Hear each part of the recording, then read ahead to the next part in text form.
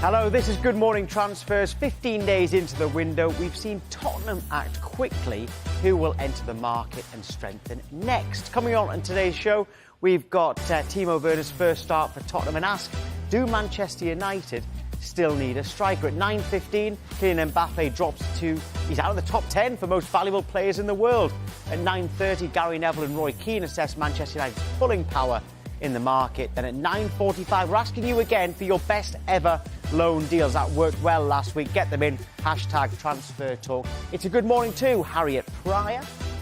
It's a good morning to Olivia Bazaglo and to Nabeed Haroon as well. And of course, to those of you watching on the Sky Sports Premier League YouTube channel. So, Timo Werner signed for Tottenham last week, made his debut in that 2-2 draw at Manchester United yesterday as part of Super Sunday. Olivia, what did you make of his debut?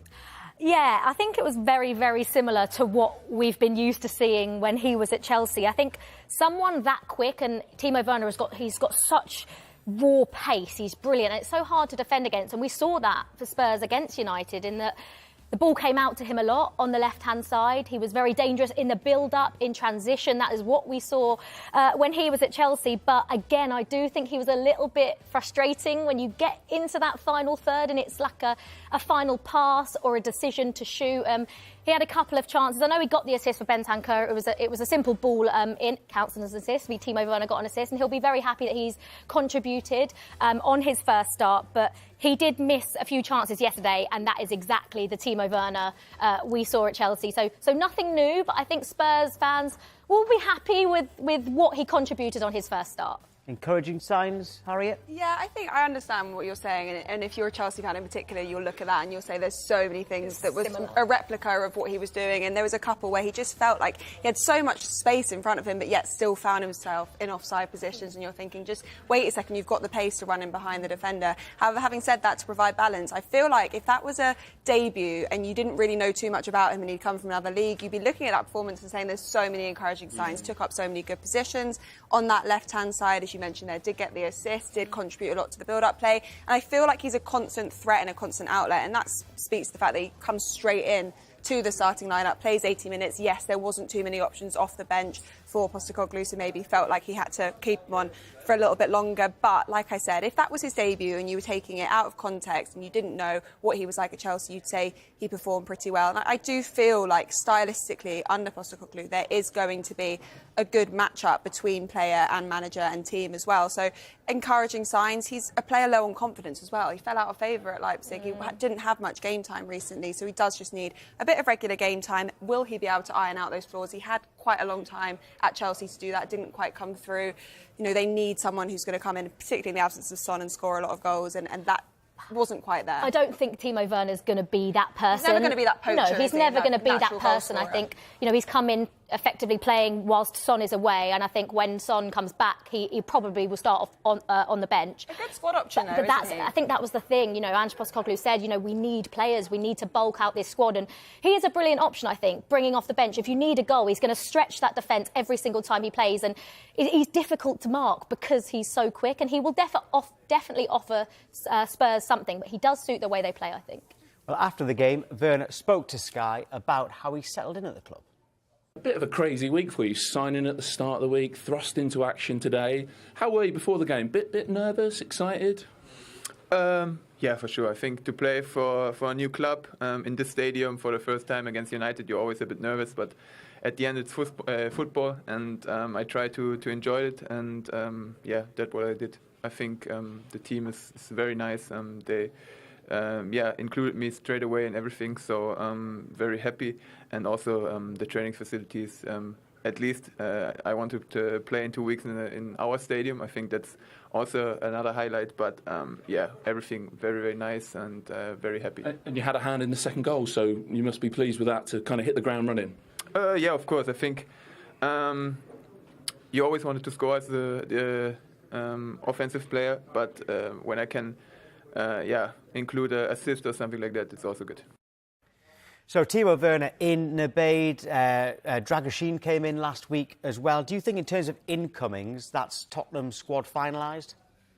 I think it depends what Spurs fans want from their side. If this is a side that wants to compete for the title, they probably could do with some upgrades. But once they get Maddison back, Basuma, Papas Sarr, Son, Kulusevski, if you look at that first 11 plus probably 3 or 4 subs, this is a very good side now. The problem for Spurs has always been they've got a lot of injuries. Maybe a number 10, possibly.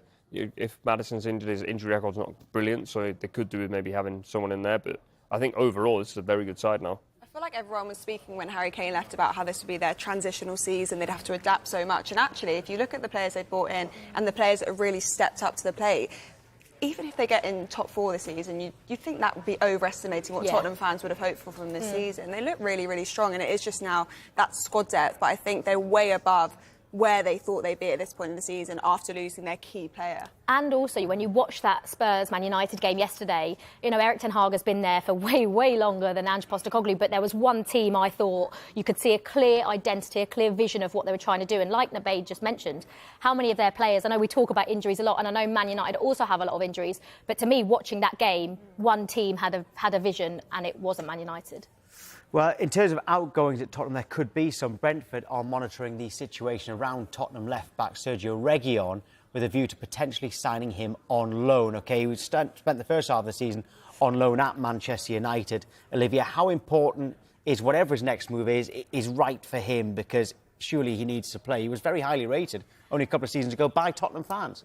Yeah, and by Tottenham he played a lot, and I don't quite know how or where it hasn't quite worked out. Obviously, the loan to Manchester United didn't work out as well as he'd have hoped. He did make 9 Premier League appearances, but I think he thought he was probably going to be a regular in that spot. I think Brentford would be, you know, a great option, I think, for Reguil. They're a brilliant club to be at, and I think it would be working under a really good manager.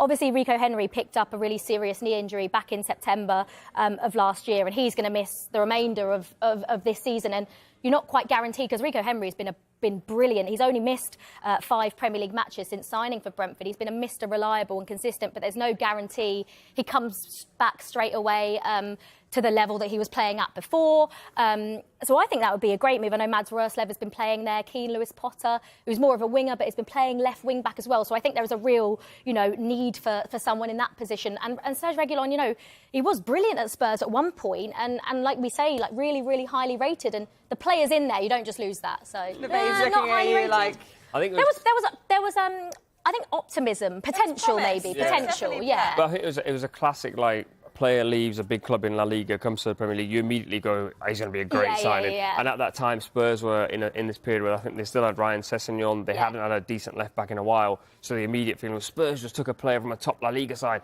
Wow, like, we're on to something. But yeah, I've never truly been convinced. But it will be a good signing for Brentford, because they do need a left-back, and they've sort of been a little bit makeshift in recent weeks. Yeah, well, that's Tottenham. What about Manchester United, who they drew with, and Højlund and Rashford both scored? But the question remains, Harriet, do they still need a striker despite that?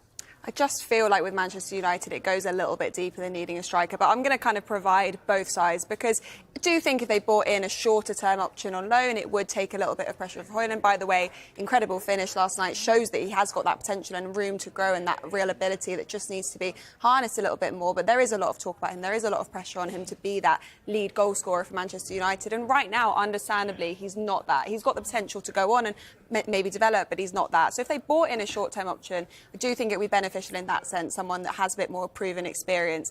However, on the flip side, do Manchester United fans want another short-term solution to problems that are ongoing? If you look how many goals they've scored this season, I think it's 24. My notes have gone all over the place now. Yeah, 24 goals this season. West Ham above them, 33. Brighton just below them, 38. Speaks to the fact that they're just not clinical enough in those key areas. They can't rely on moments of individual talent like you saw last night with Rashford and Højlund. They need more of that clear identity, as Olivia touched on earlier. They need more of that free-flowing style of football, more of an identity that will help them score goals. At the moment, a striker for me would be a bit of like a plaster over a deeper problem that goes off the pitch, goes to, you know, their wider recruitment strategy, goes to things that are happening behind the scenes. Hopefully, with the new investment, things are smoothed out, but at the moment, I just feel like they should wait until summer and work out exactly what they want to do, what kind of striker they want, and maybe a longer-term option rather than a sticking plaster. Yeah, I think that's the thing with Manchester United is they've invested so heavily on their attack over the last few years, and it hasn't worked out. So much on Højlund, didn't Yeah, they? so much on Højlund, and when you can't have everything resting on him. He's a new signing. He's a young striker.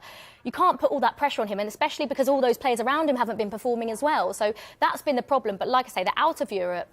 They're in the FA Cup, and they've obviously got a race for the European spots in the Premier League. But I think they have to just try and put their faith in Marcus Rashford, hoping that goal, gives him the confidence to get back to the levels that we know he can get to. But I think that's the case. They're not in that many competitions Exactly, now. they haven't got that many games where they need to bring in to kind of balance European constraints and all of those things. So sticking with what they had, for me, it makes sense.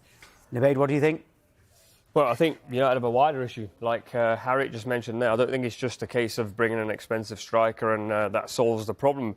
Rasmus Højlund was the expensive striker. I also agree with Harriet that a stopgap probably isn't the right idea either.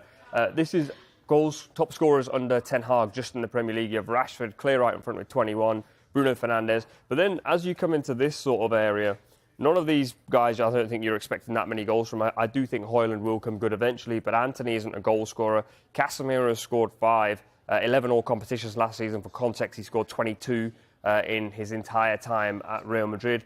McTominay with 6. Again, Manchester United have spoken about him possibly being a creative goal scorer, which I don't think is completely true.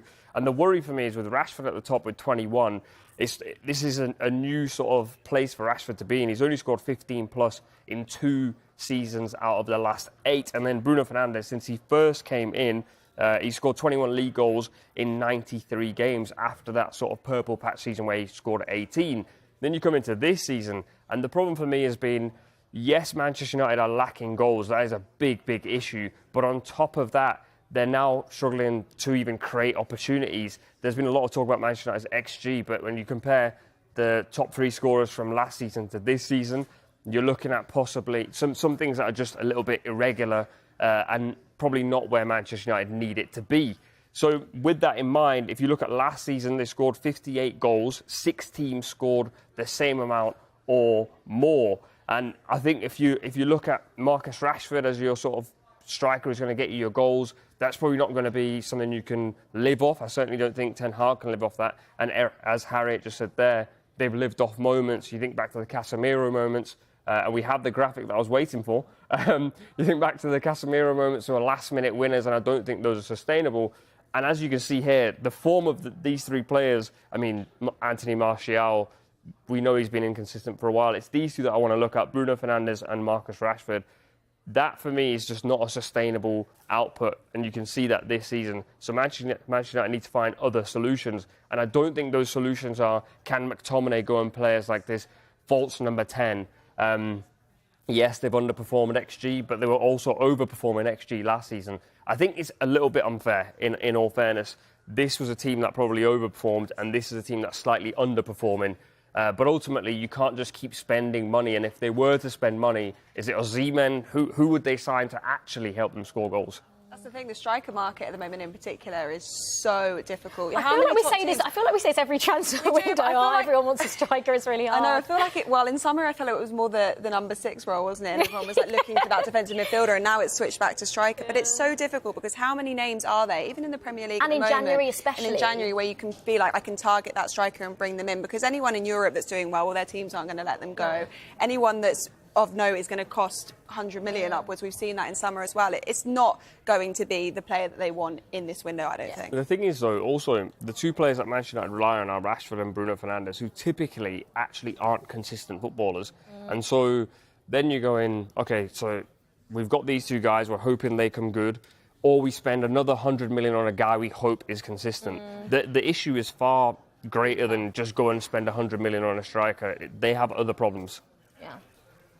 OK, well, in terms of Manchester United outgoings, midfielder Hannibal Mejbri has landed in Sevilla ahead of completing his loan move. It's understood United will insert a buyback clause. Hannibal has been pictured on social media at airport arrivals, speaking to reporters, and he said, "I'm very happy to be here. Hopefully I can play and progress as well.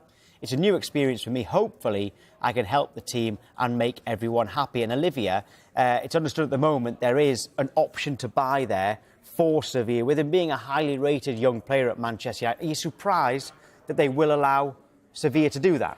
Yeah, I am a little bit. I mean, he's only made 13 appearances for the first team for Manchester United, but when I watch him play, he's sort of one of those players that, you know, you can tell he gives everything. Perhaps maybe goes a little bit over the line too much because he gets a lot of yellows, but he's a relentless presser. And I think he is quite an exciting young player. I like watching him play. I think the fact that maybe Man United have put a buyback clause in there, obviously then it gives them first refusal if they want him back. But it almost takes it out of the club's hands. What if this goes really, really well for Mejbri and for Hannibal?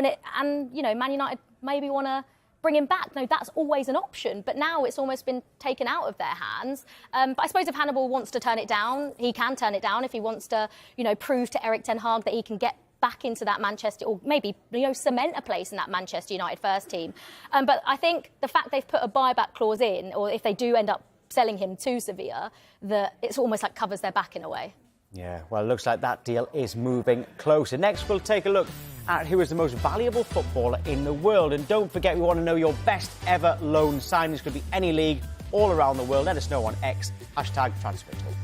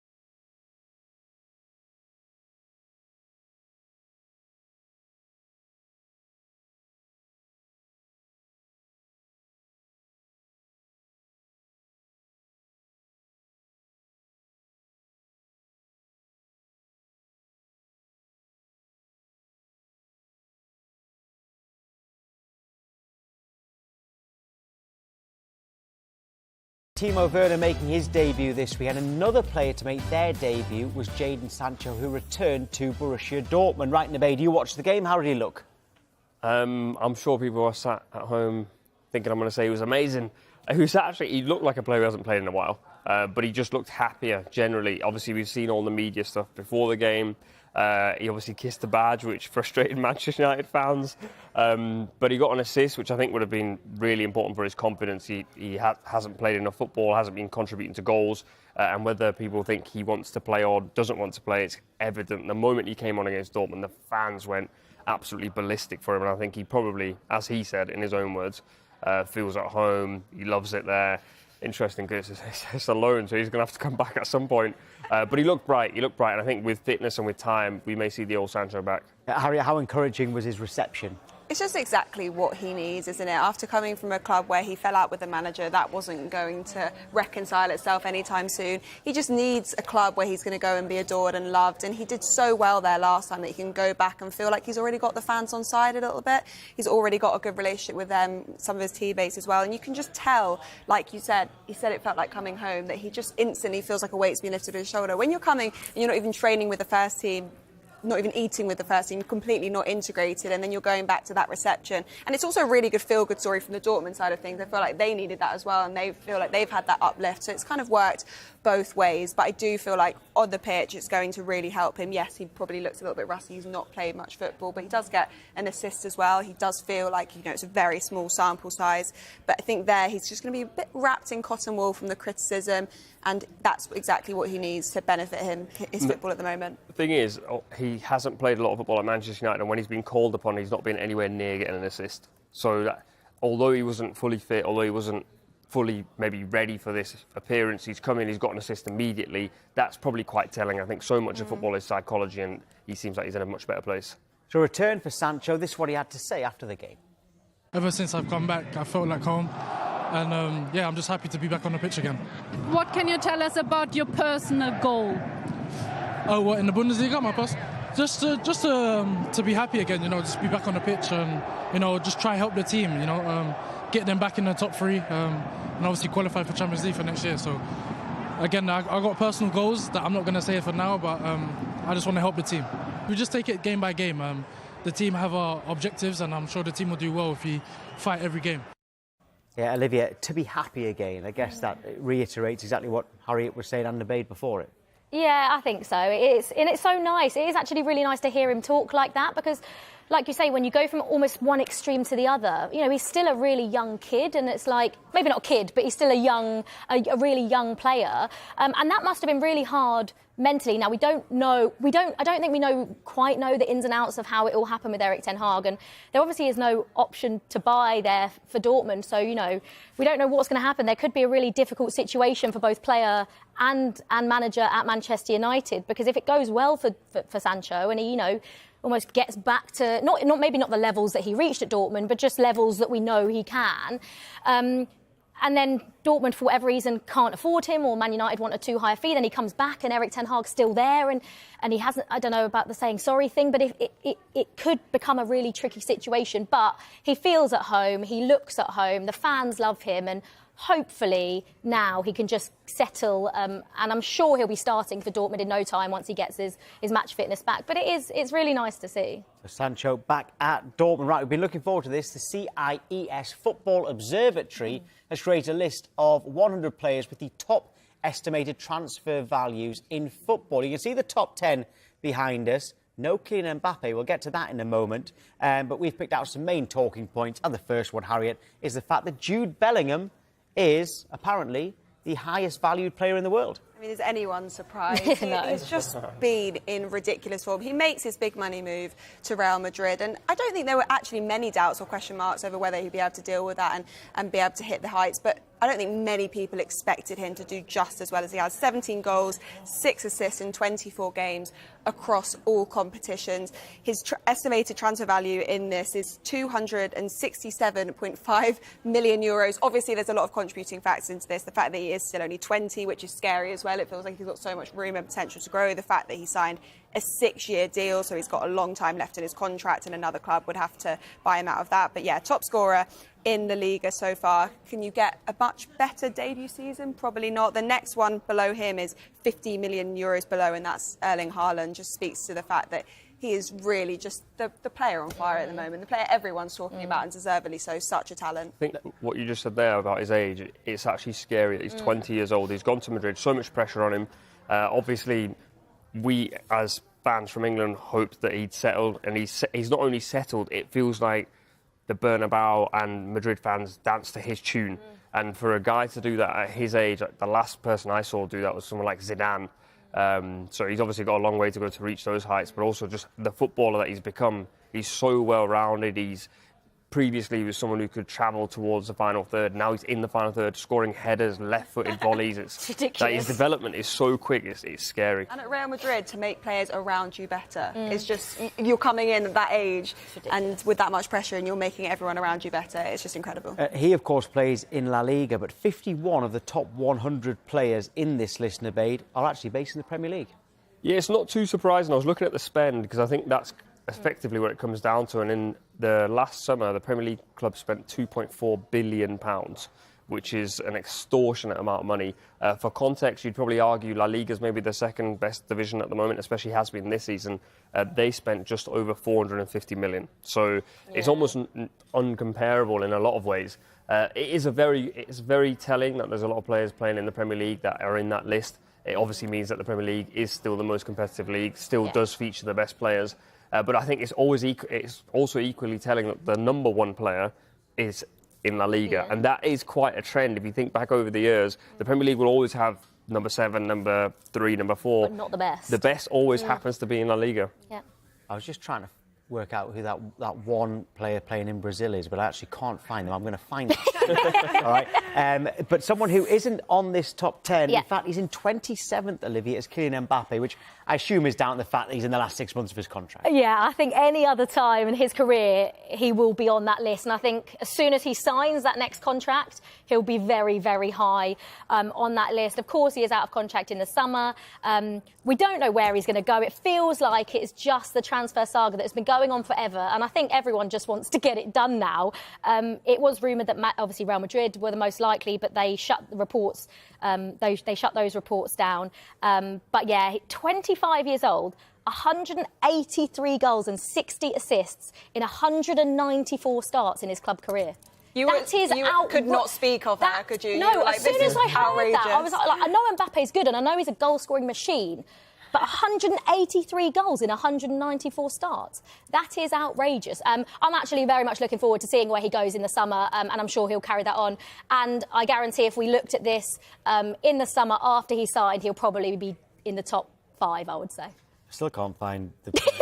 I found him. You didn't listen to a word I said there, Tom, no, did you? Babe's got it. I found him. Endrick Felipe at Palmeiras. Oh, he's going to Real Madrid. He's going to Real Madrid. Yeah. Good one. Okay, Endrick, yeah, he's certainly one to look out for. Well We're done, going to have to stop the show there. That means none of us are actually listening to Olivia. Thanks, Arian. I'm sure you made some really good points. In terms of the most represented team in the top 100, it's Manchester City for the Premier League. But the second one is Arsenal. What does that say about their recruitment? Well, yeah, Arsenal have got 3 players in the top 11, Saka, Odegaard and Martinelli as well. Saka just 22, Odegaard 25. I think they get their recruitment right, but also, as you can see with some of the players here, they really harness talent in their academy, and I think they've got a manager in Mikel Arteta who gives opportunities to young players, who harnesses talent, who helps talent come along. Saka's just, incredible, and I'm not surprised he's on that list. But there is a little surprise in there for Arsenal, and that's the fact that the joint first in terms of goalkeepers ranked is Ramsdale. So joint first in terms of goalkeepers on that list, but he's not even the number 1 goalkeeper for Arsenal at the moment. And I think that they'll kind of be happy in a weird way to see that, because he's retaining his value, and I do feel like even if he doesn't play much over the next few months, in summer he still will be able to get a big move away for a lot of money because he's had so much experience at a Premier League level. But I just still can't believe that Ramsdale, a goalkeeper of that level, is sitting on the bench. Yeah, he's valued, according to this, at £60 million. And in terms of goalkeepers, he's first equal with Donnarumma and Kerbel at Borussia Dortmund. Donnarumma, of course, at Paris Saint-Germain. Right, Nabeed, A player has stood out to you on this list, a striker in the Premier League. Number 19, Darwin Núñez. I have been desperate to sit here and talk about Darwin Núñez. He's the most misunderstood footballer I think I've seen in the Premier League, where the idea of Núñez is that he's erratic, etc., which I don't disagree with. Yeah. Hear me out, Liv. Okay. But We've all got things to say. Yeah. The one thing I would say is his job in the team is to create goals or score goals effectively. I think Bruno Fernandes and the licence you allow him to play passes from 50, 60 yards away. Obviously, Darwin's right in front of goal and you see everything by sort of a microscope, and you know every little detail that he's doing right or wrong. But this season he's got 11 goals and assists in 19 games. If you offered that to me at the start of the season from Darwin Núñez at this point, I would bite your hand off. Yes, you would, but having seen the chances he's missed, would you still bite your hand off? Because those numbers could have been doubled. I'm encouraged by the fact that he's in. Like we spoke about, the Timo Werner comparison often gets made about Darwin Núñez, and I do hear the argument a little bit. But one thing I would say is Darwin Núñez seems to get himself in situations by himself a lot of the time. I've never seen someone be so composed. But so not composed. Like, sometimes he has the composure of Lionel Messi. Do you know what I mean? Yeah. And other times, he's got absolutely zero composure. What I do want to add about Darwin Núñez is the fact that a lot of people will look at his goal-scoring statistics and take them kind of on their own. But that doesn't give a rounded view of what else he does. He comes on the other night in the game against Fulham. Liverpool struggling to find that kind of cutting edge. Núñez and Gakpo both come on and the game changes. It's like a light switch genuinely comes on in the team, and I think sometimes you can look at Darwin Núñez and the big chances that he missed, the fact that he does find himself offside a lot, but you don't actually look at his rounded game, the fact that he does have that creativity, he's got so much pace, he just causes a problem. Even if he's not finishing the chances, defenders find him so hard to deal with because he's so unpredictable. I mean, I watch him, he was on a free kick and I was like, anything could happen. Yeah. That's the kind of player he is so unpredictable. But Cody Gakpo scores the goal, Núñez gets the assist. Everyone in the stadium is singing Núñez's name. He's not even scored. Gakpo must be like, what am I doing here? I've just scored the goal. He's so loved and appreciated by Liverpool fans, and I think that is because there is so much more to his game that people may be looking just at stats or clips or whatever don't see that he provides. I think he's so hard to defend against because he hasn't got a clue what he's going to do. So how is a defender meant to know what Darwin's going to do if Darwin hasn't got a clue what he's... It's all up here. It's so funny. And we spoke about it earlier. That the goal against Bournemouth, away at Bournemouth in the league, just summed him up to perfection because the ball gets fizzed into him and he lets the ball go under his foot. It nearly goes out for a throw-in. So everyone's like, hey. And then he comes back in and just whips it in the top corner. I've never seen a player... Like, we mentioned the links to Timo, and I think... They're similar in a way, but also not. But I've just never seen a player that sometimes is absolutely brilliant. Like the 2 goals against Newcastle are out of this world. He's best when he's on instinct, I think. Yeah, like when he's got time and time to think about it, he just turns into... I think it's hilarious and I love watching him play. Well, he's valued at 101.1 million according to this. And Olivia, we've just got time quickly. I know you'll be happy about this. There's a Chelsea player who cost £45 million only 6 months ago, and he's now valued at £90.2 million. Am I allowed to call him Cold Palmer? You can. It's whatever you like. Disgraceful. He signed a 7-year contract with an option of a further year in the summer. And if I was Chelsea, I'd be activating that year right now. He's led that Chelsea attack by example. 9 Premier League goals, 7 assists this season. And I think the owners and sporting directors at Chelsea have come into a lot of criticism, but that is one transfer they deserve so much credit for. It came out of nowhere. Chelsea paid about £45 million for him. People saying, why have you done that? And he has been one of the signings of the summer. And right now, we're talking about estimated value. You know, he's higher than Declan Rice and William Saliba as well. So, you know, he's been one of not just Chelsea's signing of the summer, he's been one of the signings of the summer. Yeah, he's been brilliant. According to this list, Declan Rice's value's actually gone down since he signed, which is a bit of a surprise. Right, best loan signings ever. Get them in. #transfer talk. Plenty on the way. We'll hear from Gary Neville and Roy Keane, who have their say on Manchester United's transfer business. Can they still attract the biggest names?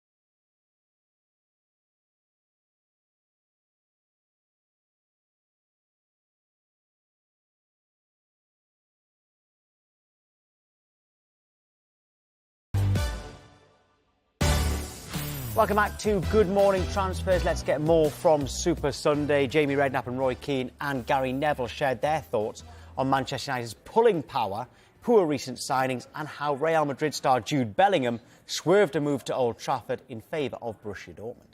There's definitely a capability thing about the players that obviously have been signed, but I had to think over the last 10 years there have been some really good players signed for this club that have failed. And I said a few years ago, it's become a bit of a graveyard. You know, a lot of the players that Manchester United have signed were wanted by other clubs, and Manchester United have ended up paying more for them and higher fees, but they've come here and they've not succeeded. So when they have signed players, you know, Harry Maguire was wanted by Manchester City.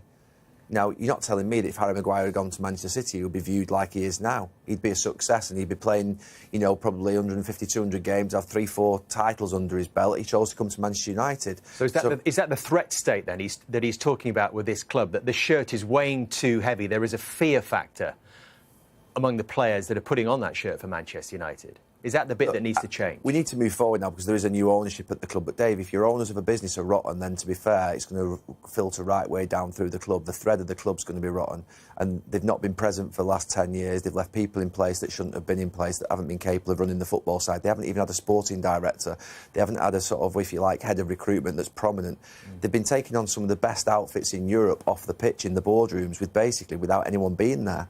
It's unbelievable what's happened. You think it's been negligence. Complete negligence for them just to leave it. I don't know why they've left it, because it's obviously their asset. We talk about recruitment, but any top player out there wouldn't see Man United, I think, at this moment in time, a good option.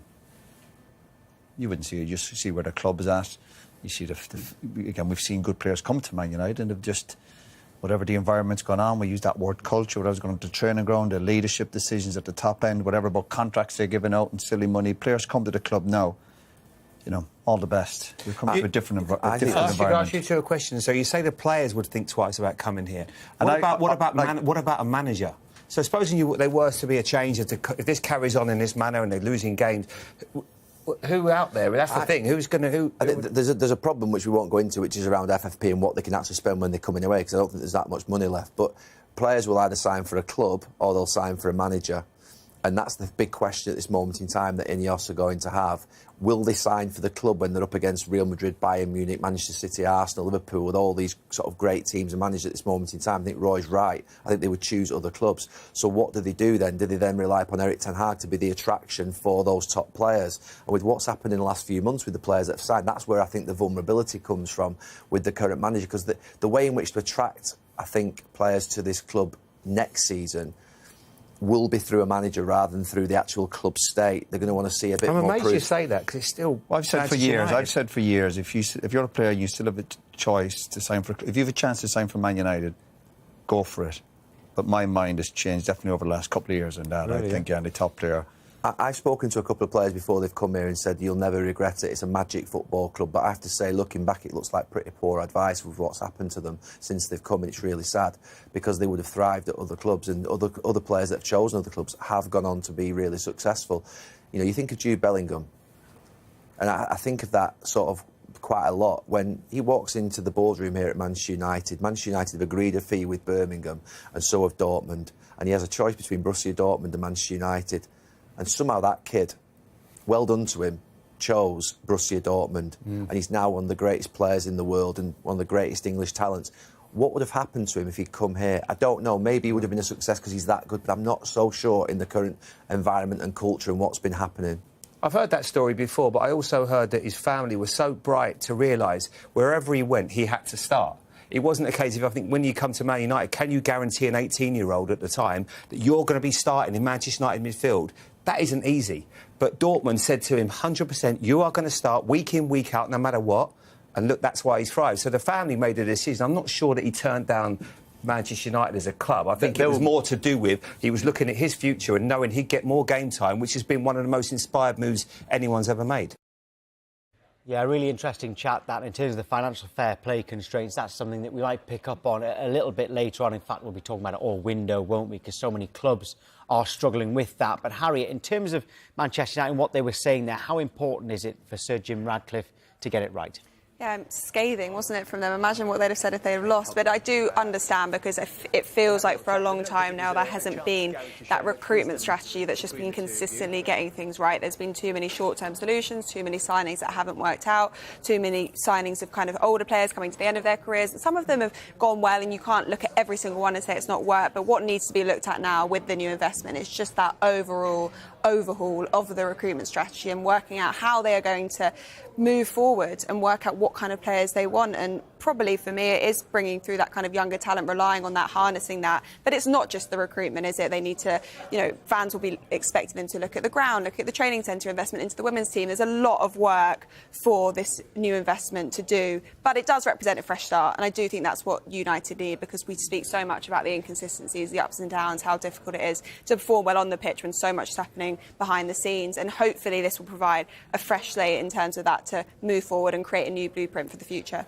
We've got a quick line to bring you from the Championship just before the break. It's just into us. And Plymouth are interested in Omnia Nicosia winger Luizos Luizu. It's understood the Championship side are looking at the possibility of a loan deal with an option to buy. He's a 20-year-old winger, by the way. Right, on the way, we've got our Premier League selector. And remember, we're asking you for your best loan deal ever.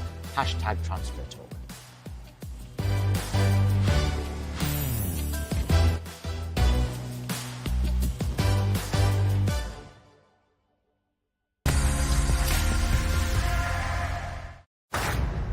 Can do this. Breathe. Timing is everything.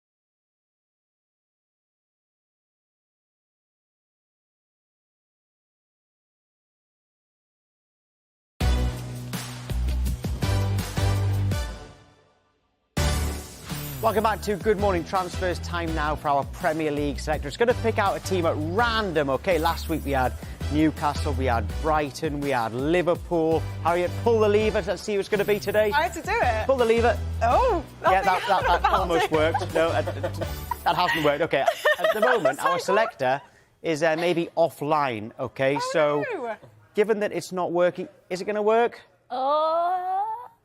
It's not going to work. Should I just randomly tell you what, the producer, tell me who I should go for? Oh, Olivia, you like this. The producers decided to go Chelsea because our selector is not working. OK, so we're going Chelsea. I mean, this time last year, Chelsea spent around £320 million, more than the whole of La Liga, Serie A, Bundesliga and Ligue 1. Now, I think it's going to be the total opposite for Chelsea this season. I don't think they're going to be bringing many players in. Potentially looking at maybe a left back. Oh, let's hope it's looking at a left back. Obviously, having just said Chelsea, having just sent Ian Maatsen out on loan. But there are reports today. Obviously, we spoke about it earlier, and the need for a striker and Chelsea's potential need for a striker. And there are reports that Chelsea, you know, could be potentially looking at the Saudi League for a short-term option. Two names mentioned are Roberto Firmino and Karim Benzema as well. Two players with huge experience. Roberto Firmino with a wealth of Premier League experience as well. We know what Karim Benzema's done in his career. I do think wages might be an issue here, but I think that's pretty exciting, two of those two players. Firmino went to Chelsea. Do you hate feel that? Like, what would Liverpool fans think? Like, I just feel like it would be heartbreaking. Could you see, like, him wanting to go to Chelsea on a short-term loan? I think there's a lot of players that have made a move over to Saudi, haven't they, and then are looking for moves back because... And even Firmino, he's not even getting the game time he wants out there, so I do feel like it would maybe make sense for him to be looking for a move away. Would he want to go to Chelsea back to the Premier League? I still think he's a top talent. A lot of Liverpool fans wanted to keep him for another season, extend his contract a year, but it just felt like the best time to part ways. But yeah, still a really talented player. You'd be lucky to have him. I think Manchester United might have something to say about Karim Benzema. If they were looking for a stopgap, I'd love to see him in the Premier League. Right, OK, yeah, so there we go. It was Chelsea today on our Premier League selector. And I think we might even have a couple of players Chelsea-related in our next topic, because we're talking about best loan deals ever. They could be from any league all over the world. We've had quite a few. We've had quite a few tweets come in. Darren Cowan, for instance, he says best loan signing was Solomon Rondon to Newcastle, and he says that Newcastle could do with him now. William Baker says George Weah to Chelsea. We had a few of that last week, actually, saying George Weah to Chelsea. But we've all picked one as well. Olivia, who have you gone for? Yeah, I mean, in terms of the greatest ever, I'm not sure this is one of the greatest ever loans, but in terms of his personal development at the time, I've gone back-to-back loans, Romelu Lukaku to West Brom back in 2012 from Chelsea. He developed into such a proven goal scorer. In 35 league games for them, he scored 17 goals. They finished 8th in the Premier League that season. And then he went on loan to Everton the following season, scored 16 goals for them, and that led to Everton signing him permanently. So they were two loans that I think were absolutely crucial in his development as a young striker. And now, you know, after stints at Manchester United, back at Chelsea, he's made it into the Premier League 100 club, 121 goals in 278 games. Didn't quite work out as Chelsea fans would have planned when he came back. But still, those loans, I think, were crucial to him getting to where he is now in his career. So that was a striker that went on loan from Chelsea and was very successful. Harriet, you've got a similar one. Yeah, we've gone for Sturridge. I'm going to take you back to 2011. He was at Chelsea at the time, one league goal in 26 appearances. So they went on loan to Bolton. And for me, this was really the making of him as a Premier League striker. January 2011, scored just 2 days after signing and then went on to score in his first 4 games. He only played 12 games in total for that half season, 8 goals, though, in that time. Went back to Chelsea, didn't really, again, manage to kind of hit the ground running, but then got his move to Liverpool, where he had the best spell of his career alongside Suarez. Really, really good partnership. Him and Gerrard and Suarez in the PFA Team of the Year in the 2013-14 season. I feel like there's always a sense with Sturridge of what could have been if he'd have not been so injury-prone under Jurgen Klopp and managed to kind of really hit the ground running under him. But yeah, definitely his loan spell, another one where you felt like he was able to fulfil his potential, kickstart his career, and had a big impact on Bolton as well. Well, Daniel Evans has said best loan signing Jed Spence for Forest in their promotion season. He's remembering that goal he scored against QPR. We've had a few for Jed Spence last week as well. Woody says best loan signing Obafemi Martin scored the winning goal for Birmingham against Arsenal in the League Cup final whilst on loan when they were massive underdogs as well. And someone is predicting here that Sergio Reguil will be the best ever when he signs on loan for Brentford. OK, that's a big shout. That's looking ahead a little bit. But let's look back again. Nabeed. Martin Odegaard to Arsenal. I think a lot of people forgot he was on loan when he joined Real Madrid. There was a lot of hype around him, I guess, and he maybe didn't deliver. Only played 8 times for the first team, had 3 loan spells away. Then he went to Arsenal, and now, of course, Arsenal fans regard him as one of their best players already. So, brilliant signing. Yeah, there's a few more come in here. I'm just trying to find some of them because we've been asking all hour for them. Yeah, Robbie Poole says best loan signing for him was Benjamin White to Leeds, which helped Leeds get promotion back to the Premier League. And, of course, he is now flying at Arsenal as well. But that Odegaard one, yeah, thinking outside the box there, Nabeed, because, of course, you can't have players who originally signed on loan and then signed permanently. Yeah, also, I think when he came to Arsenal, the feeling was that this is like a failed kid from Madrid, almost the opposite of the Serge Reguilon deal, where he's come to Arsenal, people have gone, didn't have a great time in La Liga, he's not going to last in the Premier League, he's too weak, he's too soft, and now he's the captain of the team, and I think he's really sort of embodying everything good about Arsenal at the moment. Conor Gallagher, good one as well. Yeah, a good little... Yeah, good loan at Palace. Yeah, good loan at Palace. Yeah, fantastic. Right, I'm looking forward to tomorrow to get Harriet to do that selector again. Oh yeah, I'm never doing that again. I feel mortified. I can't believe I convinced her she had to pull the lever, but she definitely didn't. Right, anyway, Good Morning Transfers is back at the same time tomorrow, 9 o'clock until 10 o'clock. Now, Transfer Talk is normally midday, but on a Monday, it is 1 p.m. and we're joined by European football expert Kevin Hatchard. Harry, it looks like she's going to slap me. And a full round of today's news. You've got the transfer shows at 5 p.m. and 7 p.m. as well. That's all to come, and so is the football show. It's next with Stephen Warnock and with Sue Smith, and Ref Watch returns at 11:30. That's next.